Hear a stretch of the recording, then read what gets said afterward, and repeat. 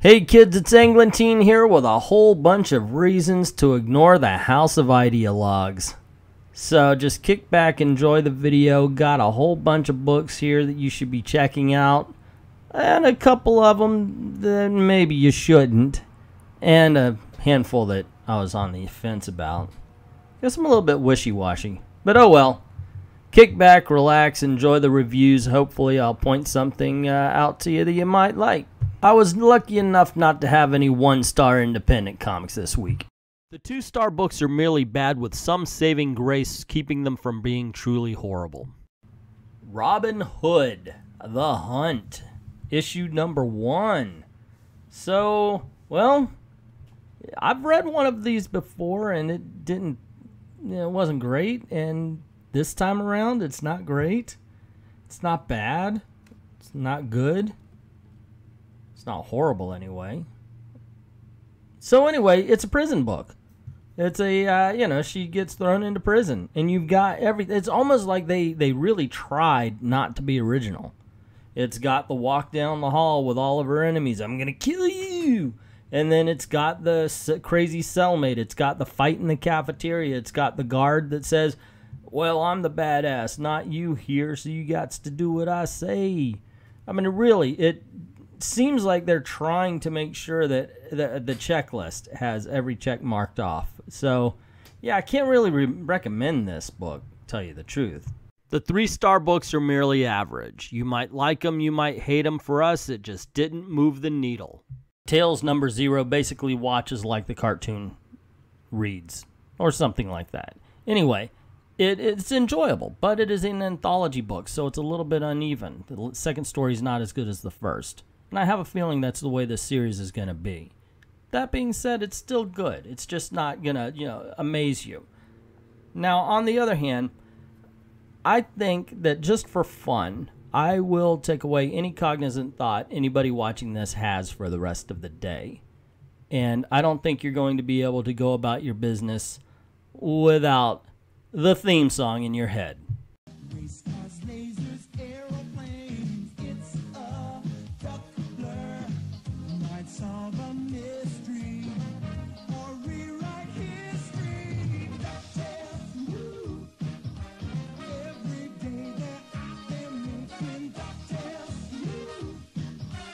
Faith in the Future Force number 1. So I guess Rye just doesn't cut the mustard anymore, huh? I mean, do they even use him anymore? I don't know. However, this is actually not that bad. I don't hate Faith. I know some people do because they think that she's a big body positive kind of thing. I didn't get that when I first read it. I haven't read it in a while, but I just thought, oh, well, they drew her fat. Big damn, she was fat in the beginning, too.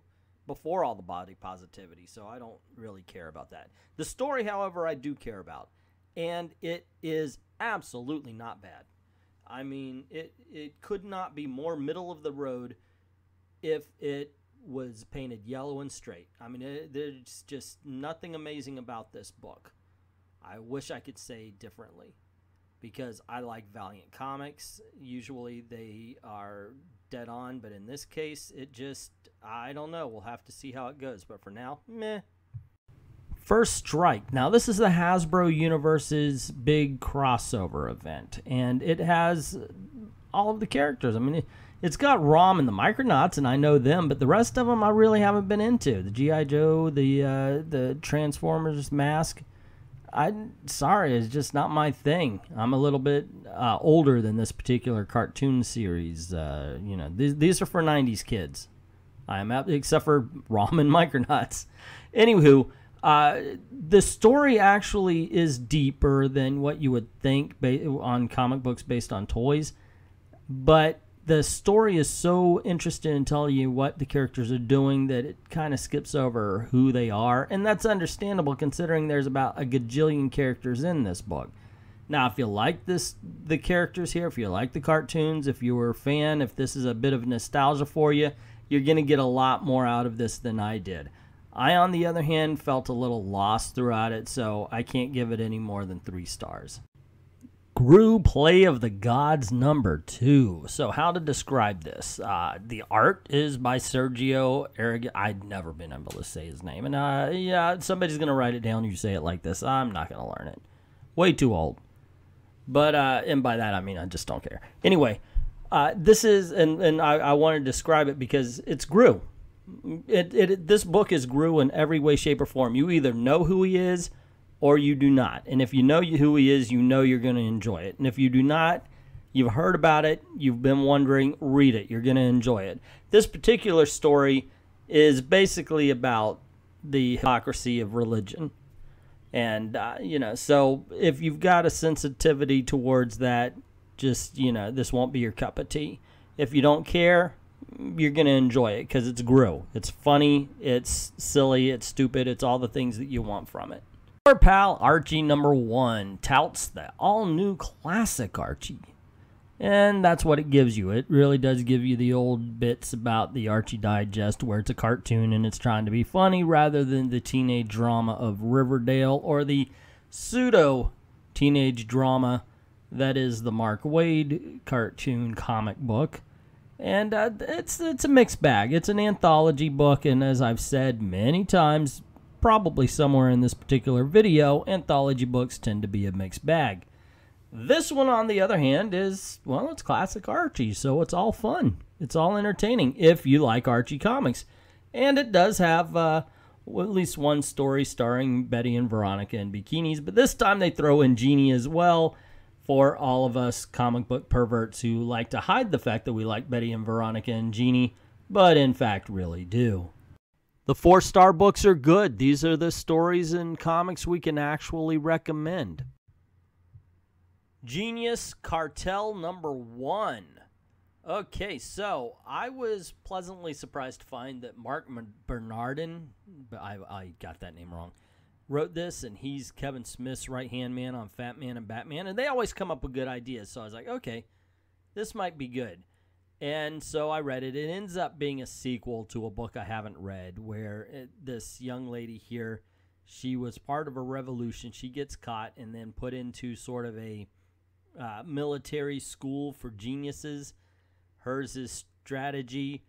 And she's, of course, one of these doesn't handle authority very well characters. The book is dense. You really have to pay attention to what you've got in front of you. It's not a casual read, and you can't skim it. But if you do get into it and you do read it, you end up getting a pretty good and in-depth story. Sheena, Queen of the Jungle Zero. Now, I did do a full-length review of this, and I recommend you check that out. It was a good video. It's a fun video. It's a demonetized video. Hopefully this one won't be, and here you go. This is what it's all about. This is finally a feminine protagonist who is a strong, competent female. And that's what we wanted, and it's entertaining. It's fun. It's enjoyable.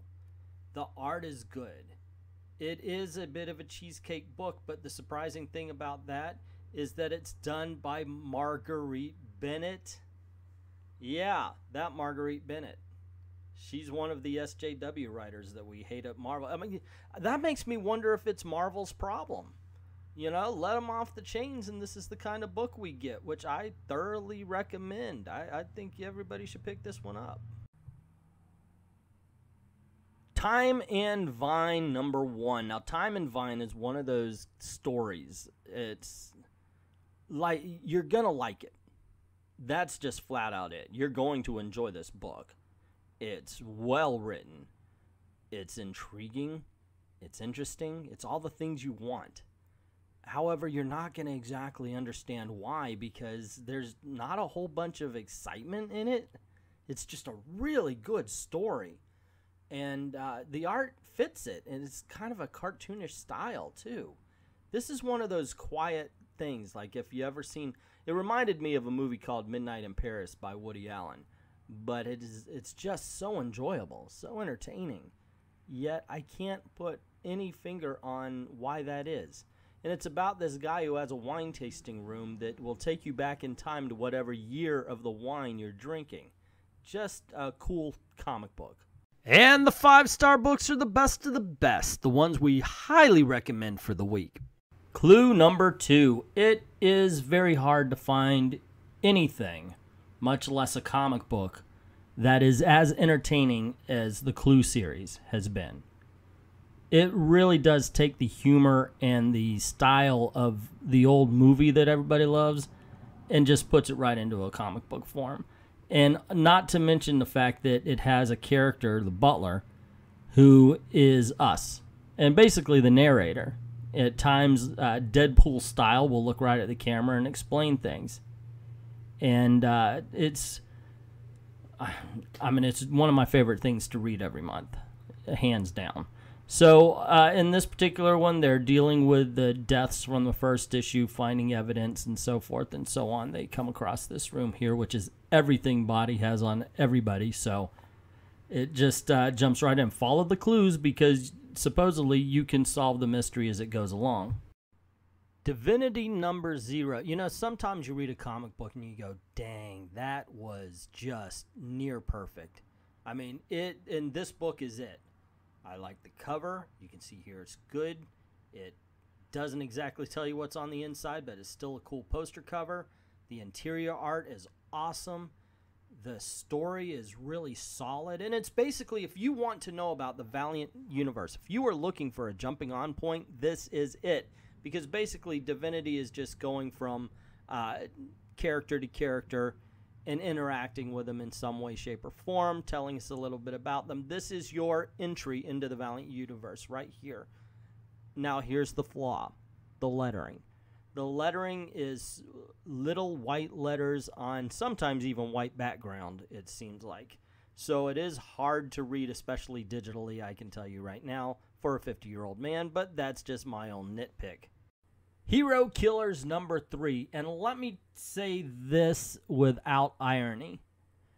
I have started to believe that if there is one comic book, like you can only buy one for the entire month, it should be this one.